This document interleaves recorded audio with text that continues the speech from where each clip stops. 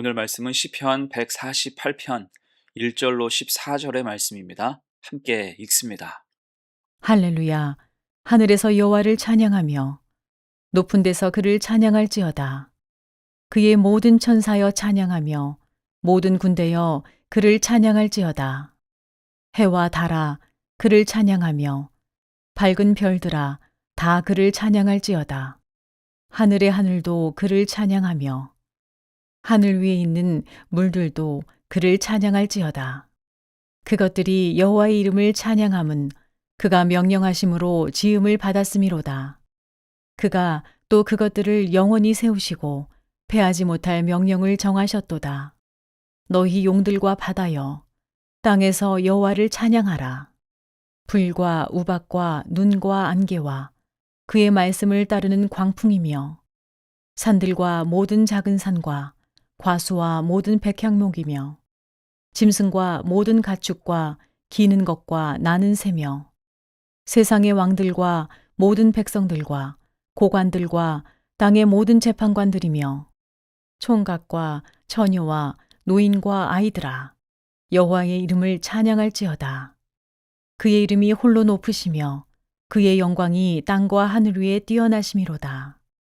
그가 그의 백성의 뿔을 높이셨으니 그는 모든 성도 곧 그를 가까이 하는 백성 이스라엘 자손의 찬양 받을 이시로다. 할렐루야. 온 천하 만물이 드리는 찬양이란 제목으로 말씀 증거합니다. 시편 146편부터 시편의 마지막인 150편까지 이 5편의 시편은 모두 할렐루야로 시작해서 할렐루야로 마칩니다. 그 중에서도 오늘 우리가 묵상할 시편 148편은 찬송의 범위가 가장 크다고 할 수 있어요. 온 천하의 만물을 향해서 하나님을 찬양할 것을 선포하기 때문입니다. 이에 우리는 오늘 찬양하는 시인의 마음과 믿음을 눈여겨봐야 할 거예요. 왜 그는 온 천하 만물을 향해서 찬양을 선포할까? 그것은 그만큼 그의 마음이 감격과 감사로 가득 차 있음을 보여줍니다. 우리가 산에 가면 새들이 각각 자기 소리를 냅니다. 이때 흥미로운 것은 같은 새 소리를 들어도 사람마다 다르게 듣는다는 거예요. 어떤 사람은 새들이 운다라고 표현하고 또 어떤 사람은 새들이 노래한다라고 말합니다. 이것은 그 소리를 내는 새의 문제가 아니라 듣는 사람 마음의 문제라고 할 수가 있죠.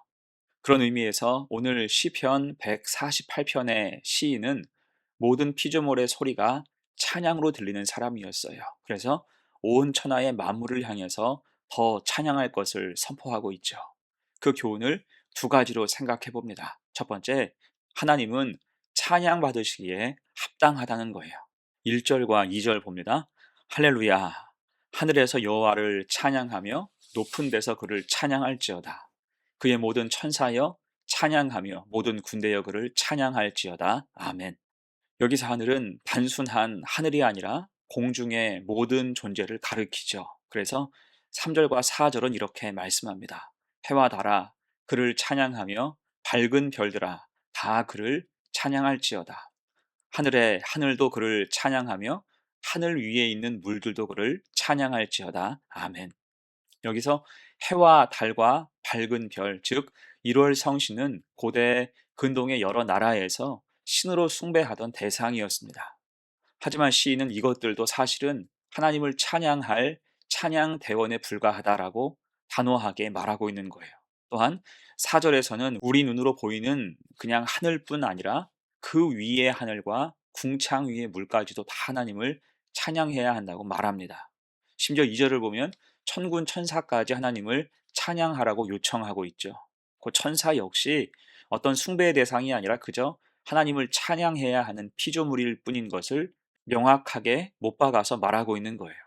자, 그러면 이처럼 하늘에서 여호와를 찬양하며 높은 데서 찬양할 이유가 무엇일까요? 5절과 6절입니다. 그것들이 여호와의 이름을 찬양함은 그가 명령하심으로 지음을 받았음이로다. 그가 또 그것들을 영원히 세우시고 패하지 못할 명령을 정하셨도다. 아멘. 곧 하나님을 찬양해야 하는 이유는 그 모든 게 하나님이 명령하심으로 지음받은 피조물이기 때문이에요. 동시에 하나님은 피조 세계의 유지와 질서를 책임지시죠. 이에 6절에서 고백하기를 영원히 세우시고 패하지 못할 명령을 정하셨도다라고 말씀하고 있습니다. 우리가 창세기 1장을 보면 하나님은 말씀으로 천지를 창조하셨죠. 빛이 있으라 하시니 빛이 있었고 궁창이 있으라 하시니 궁창이 생겼습니다. 이 창조의 말씀이 바로 6절에서 말하고 있는 패하지 못할 명령인 셈이에요. 곧 하나님의 명령은 영원히 유효하고 그 질서는 결코 무너지지 않는 것입니다. 이게 하나님의 신묘막측하심이라 할 수가 있겠죠. 이 하나님은 온 천하 만물에게 찬양 받으시기에 합당하신 것입니다. 이 마음으로 우리 역시 피조물로서 늘 하나님을 찬송하기를 간절히 축복합니다. 두 번째예요. 말씀의 교훈 두 번째, 찬양하지 못할 순간은 없다라는 것입니다. 7절 보세요. 너희 용들과 바다여 땅에서 여호와를 찬양하라. 여기서 용과 바다는 당시 사람들에게는 두려움의 대상이었습니다. 바다는 예측 불허, 미지의 세계였고요. 용은 그 바다에서 사는 괴물이라 여겼어요. 그래서 용과 바다는 통제할 수 없는 거대한 힘과 알 수 없는 깊이가 주는 압도적인 공포 그 자체였던 것입니다. 그런데 오늘 말씀에서는 그것들을 향해서 땅에서 여호와를 찬양하라라고 말씀하죠. 하나님의 질서를 따르라는 것입니다. 그것까지 하나님이 지으셨다라고 본 것입니다. 자, 이어서 자연과 동물 또 자연 현상에 대해서도 말씀하고 있어요. 8절로 10절까지 말씀. 불과 우박과 눈과 안개와 그의 말씀을 따르는 광풍이며 산들과 모든 작은 산과 과수와 모든 백향목이며 짐승과 모든 가축과 기는 것과 나는 새며. 자, 여기서 예측 불가능한 기상현상이 있지만 그것 역시 모든 게 하나님의 질서를 따른다라는 뜻입니다.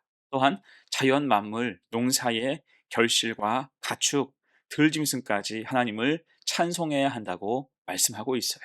왜요? 그것도 역시 하나님의 뜻에 따라서 창조된 존재이기 때문입니다.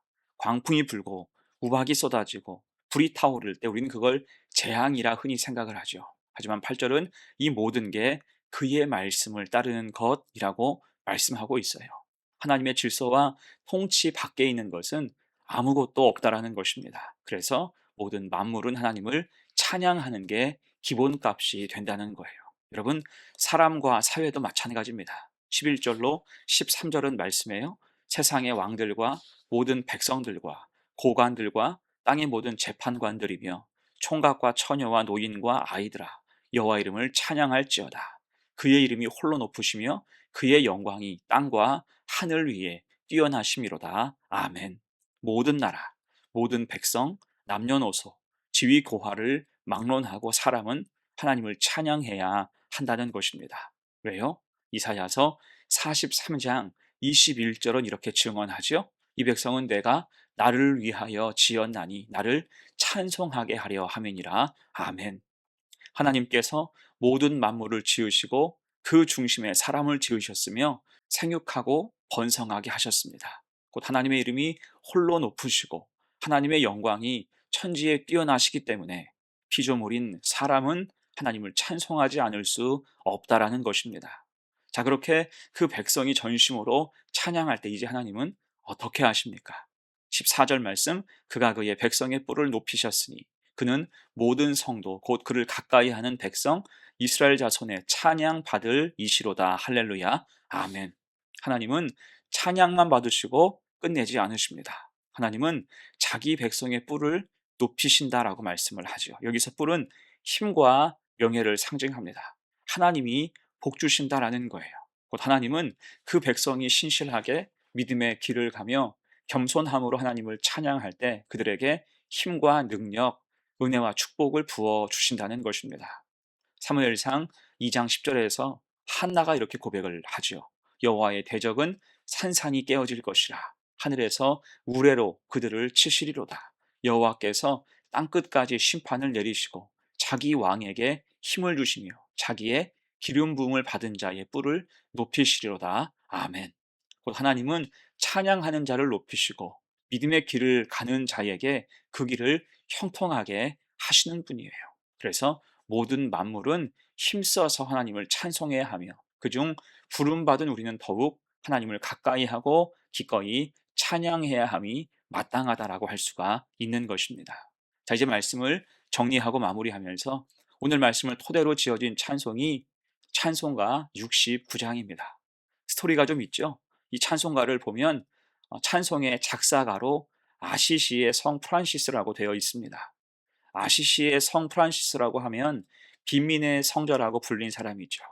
사실 그가 대놓고 이 찬송을 작사한 것은 아닙니다. 다만 성 프란시스가 시편 148편을 묵상하다가 깊은 영감을 얻어서 태양의 노래라는 찬양시를 썼어요. 그 시를 기초로 가사를 만든 것이 바로 찬송가 69장 온 천하 만물 우러러입니다. 높으신 하나님을 찬양하라. 온 천하 만물, 선한 마음 가진 자, 고통과 슬픔을 지닌 자, 은혜 받은 모두를 향해서 하나님을 찬양하라라고 권면하고 있습니다. 자, 그래서 우리도 오늘 말씀의 시인처럼 온 천하 만물을 지으시고 다스리시는 주님을 찬양하며 믿음의 최선을 다하는 복된 성도가 되시기를 간절히 축원합니다. 아멘. 함께 기도합니다. 은혜로우신 하나님 아버지, 온 천하 만물이 하나님을 찬양함을 우리로 듣게 하옵소서. 또한 우리의 삶이 찬양이 되게 하옵소서. 기쁠 때나 어려울 때나 주님의 이름을 높이는 자가 되게 하옵소서. 우리의 뿔을 높이시고 복 주시는 주님을 온전히 신뢰하며 날마다 주님과 가까이 동행하는 성도가 되게 하옵소서. 감사드리며 예수님의 이름으로 기도하옵나이다. 아멘.